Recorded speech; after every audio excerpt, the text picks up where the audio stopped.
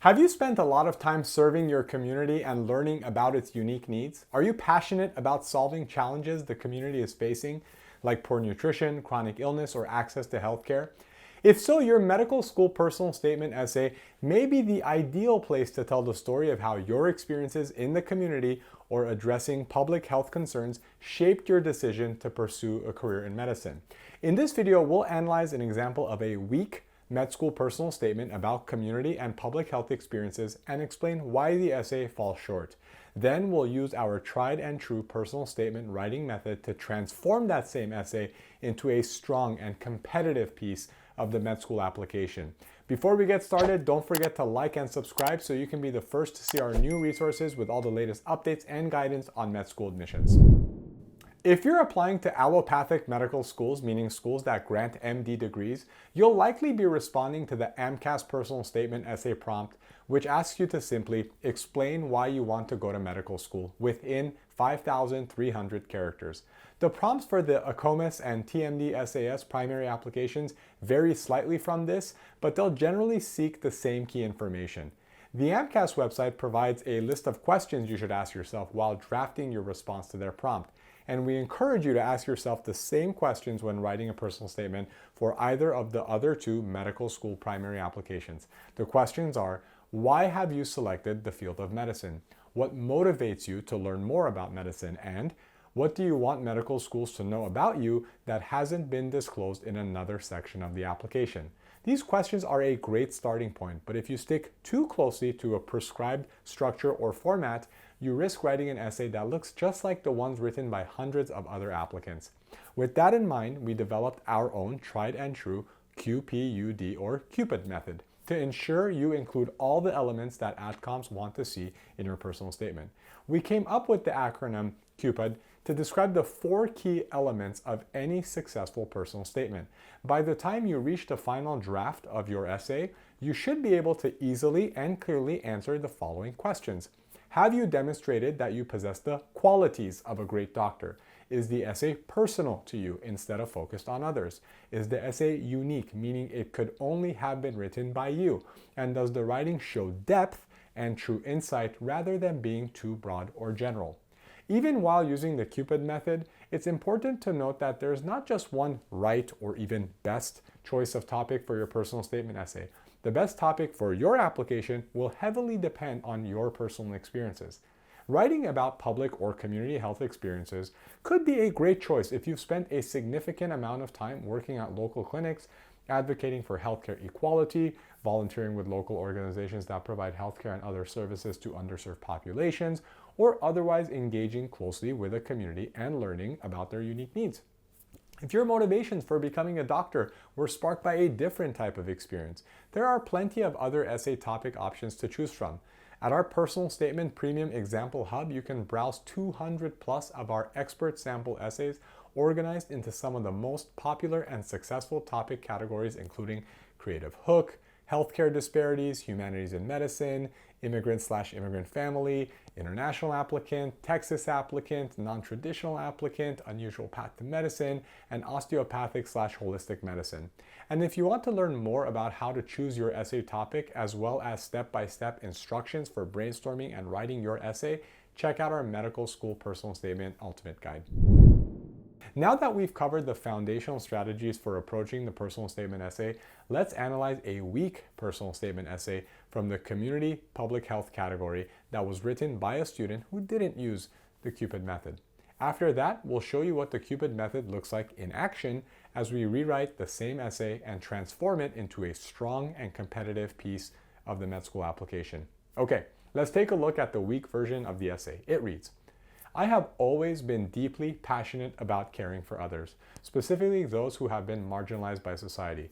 From a young age, I've had a deep desire to make a meaningful difference in the lives of patients from a diverse range of cultural and socioeconomic backgrounds. I grew up in a relatively privileged environment, and if it weren't for my extensive experiences serving underserved communities, I may never have truly understood the needs that exist outside of the bubble of my upbringing. I owe my decision to pursue medicine to my mother entirely. Her compassionate influence played an instrumental role in my interest in medicine and my passion for helping others. From the time I was about 7 years old, she started bringing me along with her to volunteer at our local food pantry. Just a few blocks from the grocery store where we frequently shopped, hundreds of people visited on a daily basis to pick up essential food items for themselves and their families.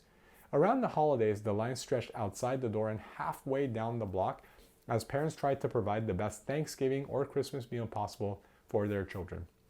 My mom could have spent those days relaxing in the comfort of her own home, but instead, she wanted to give something back to the community. It was then that I realized how fortunate I was, and I became determined to dedicate my life to helping those in need.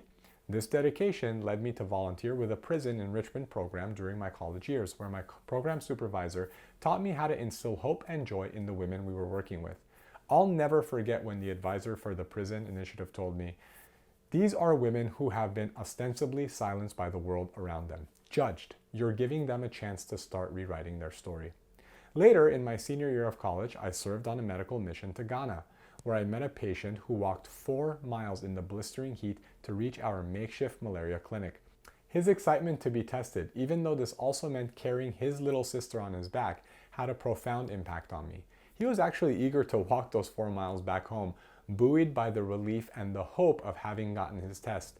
Patients like him reinforce the importance of accessible healthcare and the incredible resilience of individuals who persevere despite limited resources. This experience underscored my commitment to addressing health disparities and providing compassionate care, even in the face of challenging circumstances. Even more, it left me compelled to attend to those communities struggling to have their needs recognized and met by the healthcare system. Throughout the rest of my college years, I've constantly sought out more opportunities to serve communities in need. In addition to regularly volunteering at the local food pantry, I have also pursued leadership opportunities where I honed my skills in communication, teamwork, and empathy. For example, I spent 2 summers volunteering at a local prison initiative where I organized enrichment activities for female inmates. I also took a part-time job as a receptionist at a university counseling center, where I learned how to communicate effectively with patients and coworkers to create a welcoming environment. There, I also learned the importance of extending empathy to every patient I encountered when my supervisor trained me on the best way to greet everyone with patience, calmness, and kindness. "You never know what kind of obstacles people could be facing," she told me, and I'll never forget those words. In my journey to become a primary care physician, I've encountered countless influences who have shown me what it means to be a passionate healthcare provider. I can't imagine pursuing any other profession, and I'm eager to continue pursuing that passion as I serve communities that struggle to access the care they need and deserve, both on a local and global scale. In this draft of the essay, the applicant attempts to synthesize several of their extracurricular and clinical experiences to highlight a common thread of public and community health. But instead of diving deep into these experiences and how they contributed to the applicant's decision to pursue medicine, it just recounts surface-level interactions with patients and praises a few influential figures in the applicant's journey. To better understand where this draft went wrong, let's use the QPUD method. If we try to answer the first question, have you demonstrated that you possess the qualities of a great doctor, we can point to parts of the essay where the applicant describes themselves as passionate and claims that they have developed skills in leadership, communication, teamwork, empathy, patience, calmness, and kindness. These are great qualities in any doctor, and several of them align closely with the AAMC's pre-med competencies for entering medical students. But because the applicant doesn't go any further to demonstrate how they put those qualities and skills into action, the AdCom has to take their word for it. Essentially, the applicant is telling but not showing their qualities. This is a common error in personal statements and secondary essays. Applicants will use a long list of adjectives to describe qualities that the AdCom is looking for, but they won't provide any evidence for their claims. Moving on to the second question, is the essay personal to you instead of focused on others? We run into one of the main issues with this essay. Throughout the draft, the applicant points to other people who have made a meaningful impact on their decision to pursue a career in medicine. If you're writing your personal statement about community and public health, it can be tempting to focus on experiences where you witness other people's suffering or you witness the compassion of a medical professional while they were treating patients. It's okay to mention your relationship with mentors or other influential people in your life, but your essay should never focus more on their qualities, words, and actions than your own. Adcoms don't need to know that your mom or supervisor is great with patients. They need to see how you have internalized what you learned from them and then put it into action. The next question in the QPUD method is the essay unique, meaning it could only have been written by you? The best way to accomplish this is to be as specific and detailed as possible when writing about your experiences. Unfortunately, in this draft, the applicant has given pretty surface level descriptions of their experiences. They don't offer us much insight into their internal journey. What challenges did they encounter during these experiences? How did those challenges make them feel? What choices did they make to overcome those challenges? How did it all lead them to specific realizations about themselves and their passion for medicine? The more specificity you include in the stories you tell, the more likely it is that outcomes will remember your stories when they start making decisions about interview invitations. Finally, the last question to ask when using the QPUD method is, does the writing show depth and true insight rather than being too broad or general? In this draft, the applicant skims over several experiences as if trying to cram in as many as possible because they couldn't decide which to prioritize. As a result, each story remains surface level and generic instead of displaying a deep understanding of the needs of the people the applicant encountered or the inequalities that restricted their access to healthcare and other necessities. The story the applicant tells about volunteering at the food pantry as a child also presents a problem. Although there's nothing wrong with telling the AdCom that you've wanted to be a doctor since your childhood, you should focus more on showing the AdCom that you have made choices throughout your life that demonstrate your dedication to that path. Dedicating your life to medicine is a serious commitment, and AdComs will want clear evidence that you're ready to take on all the responsibilities required of a medical student and future doctor. Now let's take a look at a new and improved version of the same essay that's been revised using the QPUD method. 1, 2, 3, repeat after me, I shouted into the crowded circle of inmates. The women chanted after me, clapping to the beat. Tanya, continue, I shouted. Tanya stood up and raised her hands towards the ceiling, swaying to the rhythm I had set as she improvised another rhyming line. When I started volunteering with my university's prison initiatives, I was honestly a bit intimidated. I wasn't sure what to expect when I showed up at the prison on my first day, ready to teach my first mixed arts class. I'll even admit, I expected my students to be a bit angry, impatient, or apathetic at the exercises I had prepared for them. A poem we made up as we went, riffing off each other when we passed each other the mic. Was that too childish? I was a pre-med student. Even though I loved teaching and the arts, what kind of artistic education could I really give these women?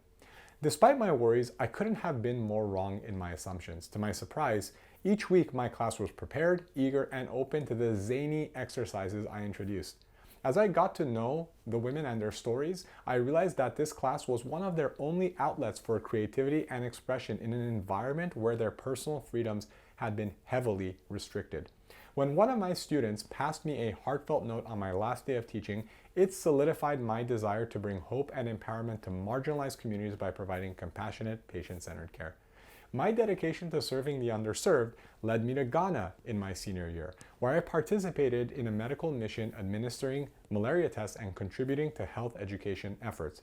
I vividly remember the first day I stood in a classroom with just 6 parents and showed them how to monitor their young children for signs of malaria. By the 3rd week, the parents began recognizing me in town while I was off duty and inviting me into their homes for meals. I never turned down an invitation, so I enjoyed dozens of evenings building relationships with the parents from the class, their children, and their extended relatives and friends. Soon our class began to spread by word of mouth until we had nearly doubled in size. This experience underscored my commitment to forming meaningful bonds with patients, even across cultural barriers. Further, it compelled me to dedicate my career to serving populations with limited access to medical resources and education. After graduating from Duke, I sought further opportunities to work with patients in their darkest hours, which led me to volunteer at the front desk of a local university counseling center.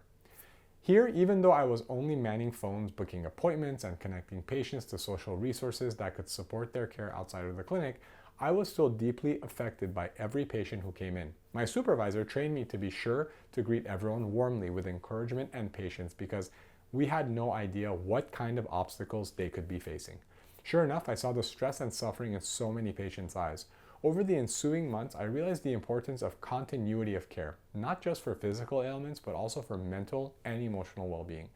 After even a single interaction with a patient, I found myself constantly wondering about their progress and well-being. My role limited my ability to follow up with them, but I did what I could to start up conversation with returning patients and make them feel welcomed and seen. This experience only deepened my desire to become a primary care physician who can provide comprehensive care, address the physical and emotional needs of my patients, and establish long-term care relationships that will allow me to witness and contribute to their healing. I have always believed that the role of a primary care physician extends far beyond treating physical ailments. For me, it is about becoming a beacon of hope and healing for those who feel unseen and unheard, an advocate for the underserved, and a trusted ally in their journey to better health. Sometimes this requires teaching. Sometimes it requires putting in the effort to build a rapport with my patients and their families. And sometimes it just requires listening. My passion for medicine, particularly primary care, is deeply rooted in my desire to make a meaningful difference in the lives of patients who just need someone to take the time to listen. Healthcare is not just about diagnosing and treating diseases. It's about building trust, nurturing empathy, and creating an environment where patients feel valued, understood, and respected, no matter who they are. My experiences so far have set me on a path to become an advocate for the marginalized, a caregiver who fosters trust even with the most reticent patients, and a primary care physician who works tirelessly to bridge the gap in healthcare access both locally and globally. In this draft, the applicant's main points remain largely the same, but they've made extensive changes to the structure and content. Instead of spending the first 2 paragraphs skimming over vague volunteer experiences from their childhood, they've chosen to jump straight into the action of a story from one of their recent experiences that influenced their desire to work toward improving public and community health as a future physician. The opening hook is compelling and memorable, and it does a much better job of displaying the uniqueness of the applicant's experience than the initial draft did. This essay couldn't be written by anyone else because the scenario is totally specific to the applicant. Even if another applicant writes about volunteering at a prison, this story will be distinguishable from theirs because of the specific details provided about the poem game, the applicant's initial concerns and fears, and how the note they received on their final day of the program impacted them. This draft also does an excellent job of shifting the focus away from other people and showing us the applicant's personal journey. We learn what choices they made and the actions they took along the way, instead of just passively observing the situations around them. We see how the applicant was immersed within various communities and learned through face-to-face interactions with members of those communities about their diverse needs. This draft also demonstrates a much greater depth of insight into the applicant's internal journey. We learn more about their fears, concerns, and passions, and we see how that internal journey influenced the choices they made and the conclusions they've come to about their professional goals within community and public health. If you're writing an essay on a similar topic, you may want to consider expressing your own emotional reaction to suffering or injustice you've witnessed or experienced related to healthcare access or economic inequality. Remember that the AdCom needs to know why these issues matter to you. And finally, instead of just listing the qualities that have uniquely equipped the applicant to serve underserved communities like empathy, communication, cultural awareness, service, and teamwork, in this draft, they have actually shown how they put those qualities into action. The essay's final paragraph summarizes the applicant's takeaways from each of the experiences they've detailed. They go deeper than just stating that they want to help underserved communities. Instead, they explain exactly what kind of help they want to provide and what kind of impact they want to make through a career in medicine. Writing about community and public health in your personal statement can be a great approach if you have a meaningful story or stories to tell about your clinical, volunteer, or research experiences on the topic. But if you want to make an impression on AdComs, you'll need to go above and beyond to show them how your experiences have equipped you to tackle the complex challenges you'll encounter in your future career. If you'd like to compare the sample essay in this video to hundreds more personal statement examples across various topics, alongside QPUD method analyses for each, check out our personal statement premium example library to supercharge your writing. You can access it instantly using the link on screen. Happy writing.